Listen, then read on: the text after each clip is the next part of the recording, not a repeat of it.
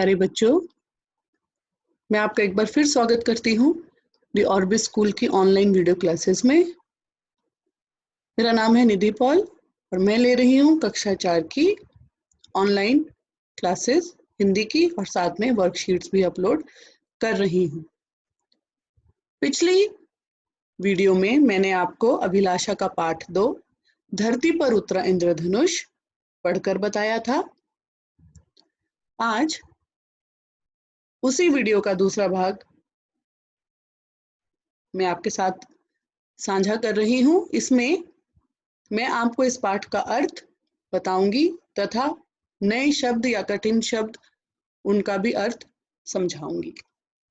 तो सबसे पहले पाठ का नाम है धरती पर उतरा इंद्रधनुष। धरती आप सभी को पता है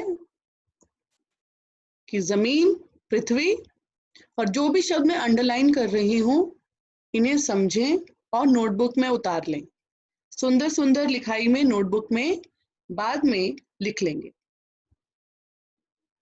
और यदि आप अभी लिखना चाहते हैं तो पेंसिल और नोटबुक पास में रख लीजिए, जैसे मैंने एक बार पहले भी कहा है आपको।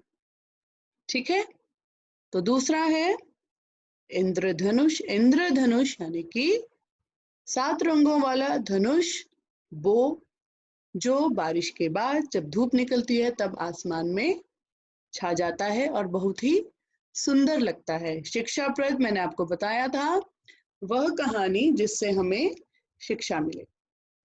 अब इसके बाद नीले आसमान में एक इंद्रधनुष रहता था, उसका नाम था सप्तम। अब सप्तम में यहाँ पर सप्त यानी कि 7, इसलिए इसे सप्तम कह रहे हैं। यहाँ पर भी लिखा है सप्तम यानी कि 7।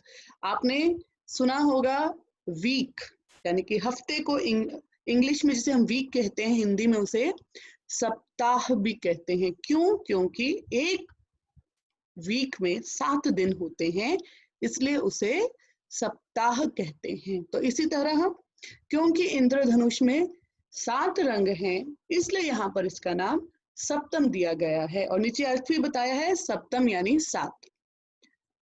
बैंगनी, नीला, बैंगनी यानी कि वायलेट कलर, नीला आपको पता है ब्लू, आसमानी, स्काई ब्लू।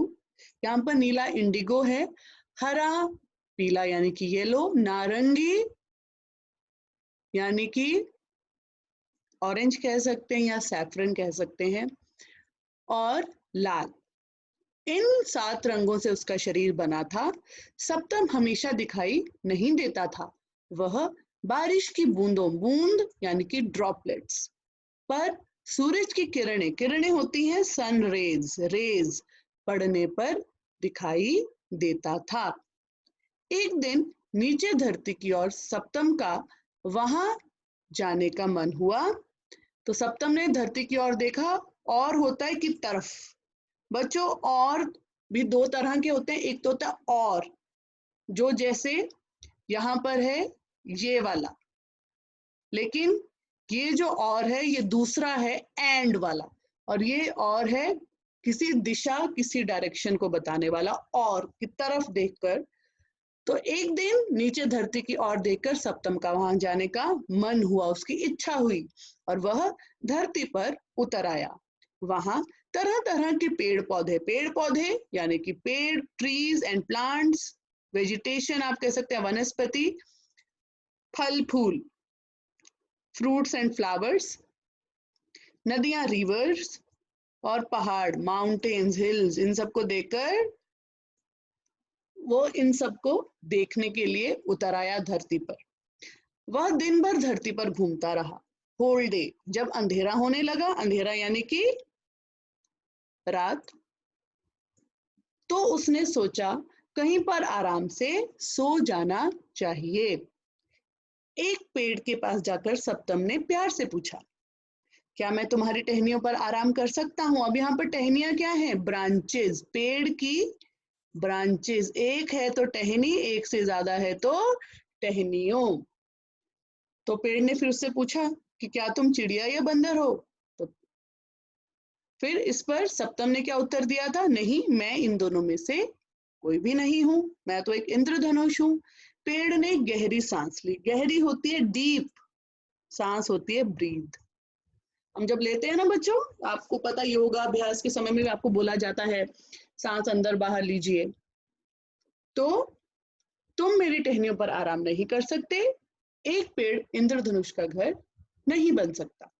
सप्तम आगे बढ़ा, आगे की ओर चल दिया। चलते चलते वह एक झरने के पास पहुंचा। अब झरना क्या होता है? वाटरफॉल। जो ऊंचाई से जब पानी गिरता है, पहाड़ की ऊंचाई से, और जब वो नीचे फॉल करता है तो उसे कहते हैं वाटरफॉल। तो उसने झरने से कहा, एक मिनट बच्चों,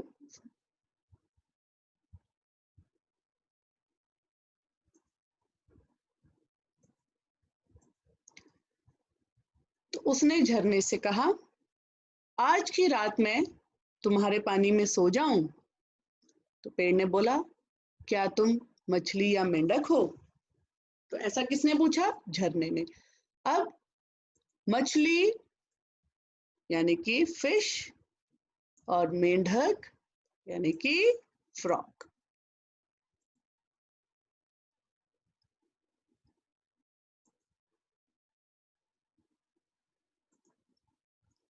नहीं, मैं तो एक इंद्रधनुष हूं, सप्तम ने उत्तर दिया।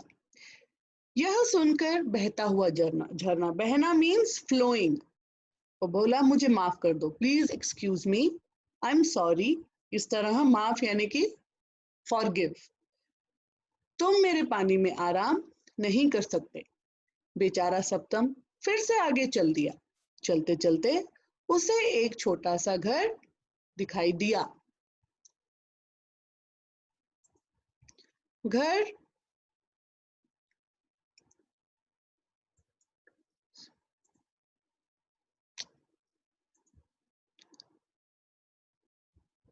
घर के बाहर एक लड़का खेल रहा था। सप्तम ने उसके पास जाकर कहा, मैं इंद्रधनुष सप्तम हूँ, मैं बहुत थक गया हूँ, क्या मैं तुम्हारे घर में आराम कर सकता हूँ? तो उस बच्चे ने बोला, क्यों नहीं, तुम मेरे घर में आराम कर सकते हो। दीपू नाम के उस लड़के ने कहा। उस लड़के का क्या नाम था बच्चों? दीपू। अब घर के बाहर बहुत अंधेरा था, और अंधेरा किसे कहते हैं? डार्कनेस को। रात को अंधेरा होता है, इसलिए सप्तम के सुंदर रंग, रंग क्या होते हैं बच्चों? कलर। उसके सुंदर रंग दिखाई नहीं दे रहे थे। रंगों के बिना मैं तो अधूरा हूं, मीन्स इनकम्प्लीट, पूरा नहीं हूं, अधूरा हूं। यह सोचकर सप्तम दुखी हो गया। तुम उदास क्यों हो? टीपू ने पूछा। उदास यानी कि दुखी, परेशान। मुझे आकाश, बादल, सूरज, चंद्रमा और तारों की याद आ रही है। मेरी जगह तो ऊपर आसमान में है। अब चंद्रमा यानी कि चांद, सॉरी, और आकाश, आसमान, बादल, सूरज, तारे यानी कि स्टार्स। मेरी जगह तो आसमान में है, जहां पर सभी मेरे सुंदर रंगों को देखकर खुश होते हैं। रंगों के बिना मैं अधूरा हूं। कल मैं अपने घर वापस चला जाऊंगा, सप्तम बोला। सप्तम अब उसके पास नहीं रहेगा। यह सुनकर दीपू बहुत उदास हो गया, लेकिन दीपू यह भी जानता था कि सप्तम की बात बिल्कुल ठीक है। बिल्कुल यानी कि एग्जैक्टली, परफेक्टली, बिल्कुल सही है। आप बिल्कुल को भी लिख लेंगे। उसकी जगह आसमान में है। यह जो जगह जिसके लिए बनाई गई है, उसे वहीं पर रहना चाहिए। अगले दिन सप्तम ने दीपू से विदा मांगते हुए बोला, तुमने अपने घर में मुझे ठहरने दिया, इसके लिए धन्यवाद। धन्यवाद यानी कि थैंक्स। विदा होता है कि जाते हुए, मतलब विदा मांगना मीन्स कि saying that I am going, मैं जा रहा हूं। जाने, विदा जाना, किसी से अलग होकर जाना। दीपू ने हाथ हिलाते हुए सप्तम को विदा दी।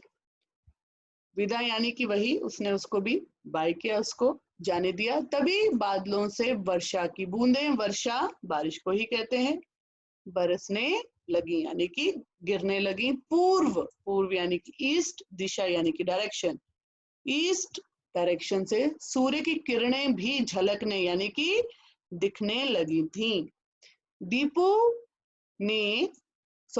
के देखते ही देखते 7 रंगों वाला इंद्रधनुष आसमान में कमान भी धनुष को ही कहते हैं की तरह एक छोर से दूसरी छोर यानी कि एक किनारे से दूसरे किनारे तक, छोर को किनारा कहते हैं, चमकने लगा। यह देख दीपू मुस्कुराया यानी कि स्माइल किया। वह जानता था कि यह उसका दोस्त सप्तम ही था।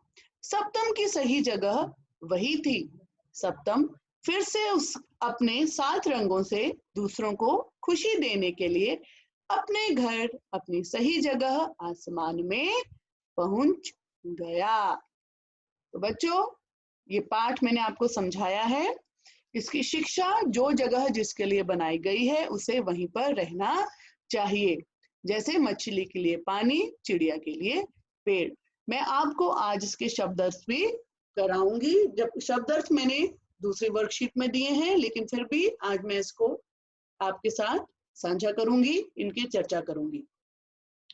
तो जब शब्दों के अर्थ बताए जाएं तो उसे शब्द अर्थ कहते हैं। तो पहला है सूरज। सूरज यानी कि सूर्य, दिनकर, भानु, भास्कर, आदित्य कुछ भी कह सकते हैं, सन इंग्लिश में। दोस्त यानी कि आपका फ्रेंड, मित्र, सखा, बंधु। बारिश यानी कि वर्षा, रेन। सुंदर, खूबसूरत, जो देखने में अच्छा हो। ठहरना, रुकना, कहीं पर स्टॉप लेना, कहीं पर आराम करना, कहीं पर हॉल्ट करना। शरीर यानी कि तन, आपकी काया, आपकी बॉडी। धरती, भूमि, लैंड, जमीन, पृथ्वी। किरणें, प्रकाश, रेखाएं। अब प्रकाश यानी कि लाइट की रेखाएं, जो रोशनी है वो रेखाओं में नीचे आती है, तो इसलिए उसकी रेखाएं, लाइंस।